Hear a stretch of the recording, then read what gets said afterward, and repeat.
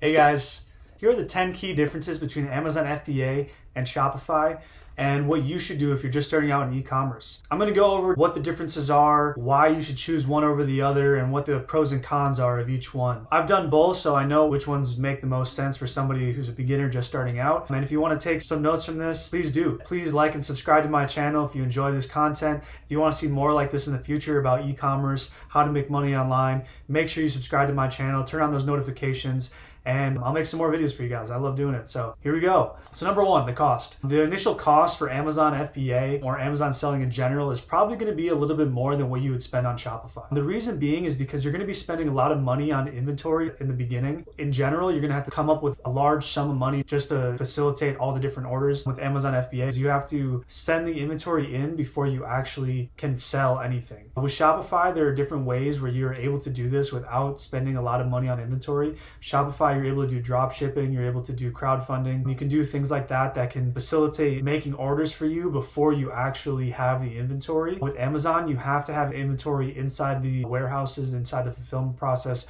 before you can actually make sales. So there's going to be a lot of upfront costs, getting the inventory, finding the products, all that stuff with Amazon. With Shopify, you may be able to do it without actually spending money on inventory in the beginning. Meaning you can start with a lower budget. Number two, the fulfillment process for Amazon is going to be a lot easier, a lot more streamlined, and it's going to cater to the customer a lot more than what Shopify would. Because Amazon, you're using their fulfillment process with FBA, you're basically sending all your inventory into their warehouse, and when a customer decides to purchase a product that you have listed, they're going to facilitate that order. They're going to do all the prep work, they're going to do all the packing, and they're going to do the shipment for you. If there's any returns or any issues with that order, Amazon's going to take care of all that for you as well. So you don't have to worry about any of the customer returns, any of the complaints. Amazon does all that for you if you're using FBA as your main fulfillment process. With Shopify, if you're using drop shipping, you also don't have to do a lot of those things. You don't have to do the prepping, you don't have to do the shipping. The only big difference is you're using a supplier that may or may not be able to facilitate a 2-day shipment like FBA does. With Shopify, you can either do drop shipping or you can do your fulfillment yourself. Either way, the fulfillment process is going to be a little bit different. You're going to either have to place each order yourself, or you're going to have to go and actually do all the prep work, all the packing, all the label printing, and actually sending it out to a carrier like UPS, USPS, or FedEx. So that's the big difference between the two as far as fulfillment process goes. FBA is going to be a lot easier. Shopify is going to be a little bit more hands-on. It's going to take a little bit more work. Number three, the margins for FBA are going to be a lot smaller when you compare the same product side by side. So if you were to sell a product on Shopify and sell a product on Amazon, your margins are going to be smaller on Amazon than they are on Shopify. And here's why.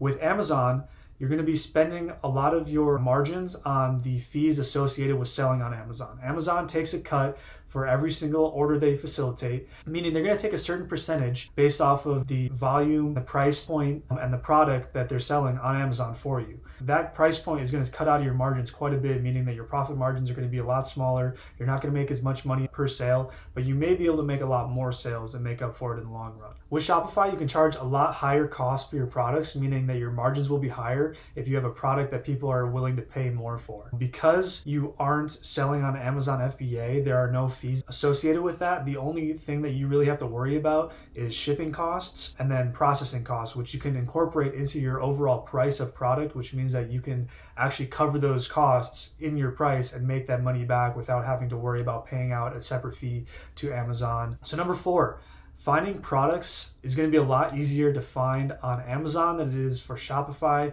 Your product sourcing is going to be a lot easier for Amazon because there's millions of products to choose from.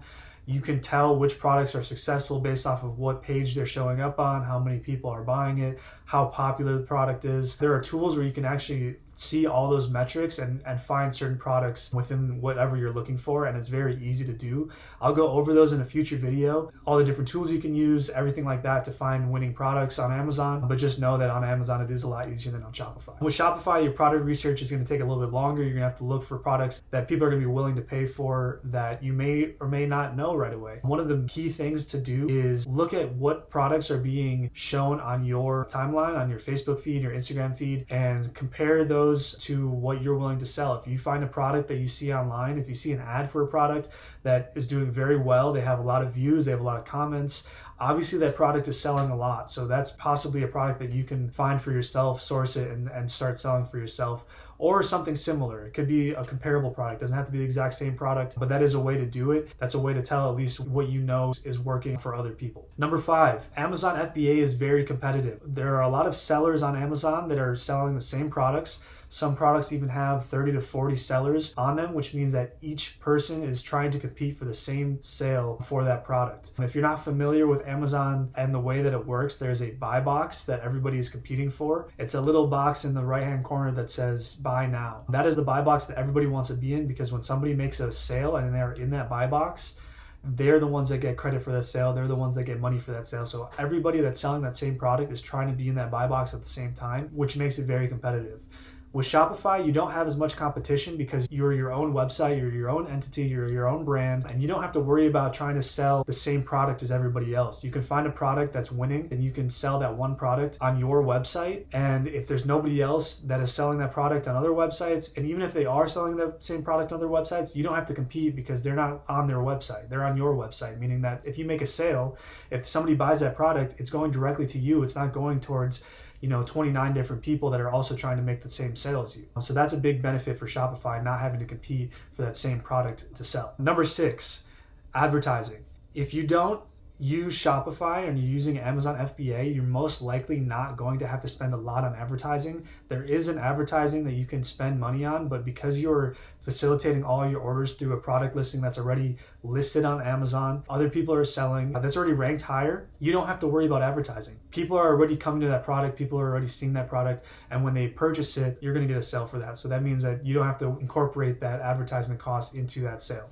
With Shopify, most likely you're going to be running your own paid ads. You're going to either run ads on Facebook, Instagram, YouTube, Google, Snapchat, TikTok. There's many different ad platforms that you can use, and you're going to have to incorporate those costs into your profit margins. So when you do sell a product, make sure you are incorporating that cost. Make sure that your cost per acquisition is smaller than your gross profit margin, because at the end of the day, if you're spending $20 to acquire a purchase or acquire a customer and your profit margin is $19, you're losing $1 for every single sale that you make. So make sure that you're using those metrics. Make sure you're actually calculating those things out when you actually do make a sale and when you are using paid ads to run traffic onto your Shopify store. Number 7, the risk. With Amazon FBA, I feel like there is a lot larger of a risk with your initial investment because you are investing a lot of money into your inventory. You're going to be spending a lot of money for your upfront costs trying to get products that you want to sell that you can find to be successful. Yes, most likely if you do the product research, it's not that big of a risk, but there are certain times where you'll buy a product, think it's selling really well, and you send it over to Amazon and find out that it was actually trending downwards and it's not selling as great as it was a couple weeks ago. And then you're stuck with that inventory and your overhead is going to be a lot higher than Shopify if you were able to drop ship stuff. With Shopify, if you are drop shipping, you don't have a large investment because you're not spending a lot of money on inventory. Basically, you're just facilitating from the end consumer and either manufacturer or the supplier or the retailer. So you're just the middleman between that sale and you're taking a cut in between. So basically that means that you don't have to worry about spending a lot of money on inventory. You don't have to risk all that initial investment. If you don't make a sale, it doesn't matter because you're not spending hundreds of dollars to try to source that product prior to actually making the sales and making that risk. Number 8, the delivery time. With Amazon FBA, it's a really big key selling point for customers to get 2-day delivery when they use Prime. Sometimes it's even 1 day, sometimes it's even an hour. That's a huge advantage that Amazon has against everybody else in the e-commerce space, meaning that if you decide to go with Shopify, you're going to be competing against a 2-day delivery speed no matter what you're selling, because there's other people that can probably sell a similar item or the same exact item as you on Amazon and have a 2-day delivery, where you most likely are not going to be able to do that. That's a big disadvantage for you on Shopify. The only way that you can really facilitate that is if you have a warehouse, you have an entire fulfillment process organized. You can use third-party fulfillment services. There are different warehouses that you can send your items into and ship it directly to them. And when you make a sale, they incorporate it into your Shopify store and they will send out those orders for you. However, that's also taking away from your margins. So you do have to worry about making less money when you do that as well. Number 9, with Amazon, you're using the prestige of Amazon as a selling point. Because you're selling on their platform, most people don't even realize that it's a third-party seller. Most people think that Amazon is selling all these products themselves, when in reality, it's most people like you and me selling products on Amazon who are making the money on it.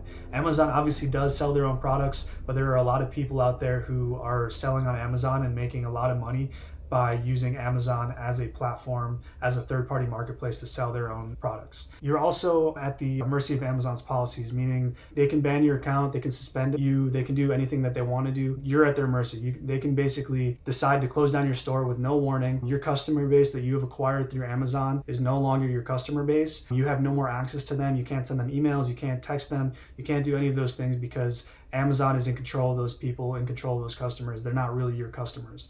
When you use Shopify, you're creating your own brand. And if it's done right, this could benefit you in the long run because you're creating a loyal customer base, you're creating repeat customers, and this is going to increase the longevity of your store. You can send out emails, you can send out text messages, you can do all these things for marketing that can really benefit your store in the long run because these are now your clients, these are now your customers. You're not relying on Amazon's customer base to sell things. Number 10, if you want to sell on Amazon, you always are going to have to follow a certain price point.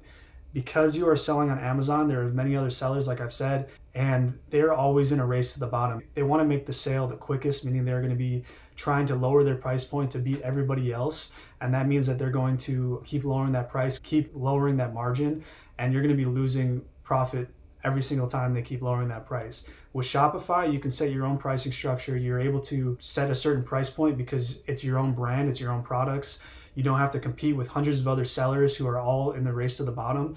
With Amazon, if people are racing to the bottom, once they get to a certain price point, you're no longer able to match that because you're only able to match up to what your profit margins are unless you want to sell something for a net loss. Obviously, you don't want to do that. Obviously, you want to make money when you're selling things. So Shopify is definitely an advantage for this because you're not in a race to the bottom. So those are the 10 key differences between the two. There is a lot more that I could go over in detail, but obviously those are the big ones. Those are what are gonna make or break you in the long run. So use this information as you will. As far as creating an Amazon store versus a Shopify store, I'll leave that up to you. I personally do both. I sell both on Amazon and I sell on Shopify just because I'm trying to diversify everything. I'm trying to make sure that I have sales coming from different revenue streams, and there's definitely advantages and disadvantages to both, so I'll let you weigh that out. If you're just starting off, I really think that Amazon FBA is probably going to be easier for you if you have the money to invest into inventory. It's going to be a lot easier. A lot of the things are done for you. All you really have to worry about is finding the product and sending it into Amazon. But with Shopify, you have a lot larger room for growth. When you sell on Shopify, you're creating your own brand, you're creating your own entity. And I've known multiple different store owners who have created a Shopify store who have sold their store for 6, 7, or 8 figures because they've created a brand around their Shopify store. So that's something that's really, really big. If they want to make money in the long run, if they want to create a sustainable brand, Shopify is definitely the way to go. And when you do have a brand on Shopify, once you get to a certain point, it is smart to also cross-sell on Amazon and utilize both to sell the products for your certain brand, because then you're doubling your revenue stream. You're taking people from Amazon, you're taking people from Shopify, and you're having your own brand sell to both of those different entities, both of those marketplaces, and making money in both directions. So if you guys have any questions, please leave a comment below. If you're enjoying this content, please like this video, subscribe to my channel, turn on those notifications. I'll be posting more in the future. I'm trying to create a video at least once a week. Feel free to reach out to me, and my Instagram is going to be linked below. It's alex.cotti. And yeah, I hope to see you guys soon. Thanks again for watching, and see you next time.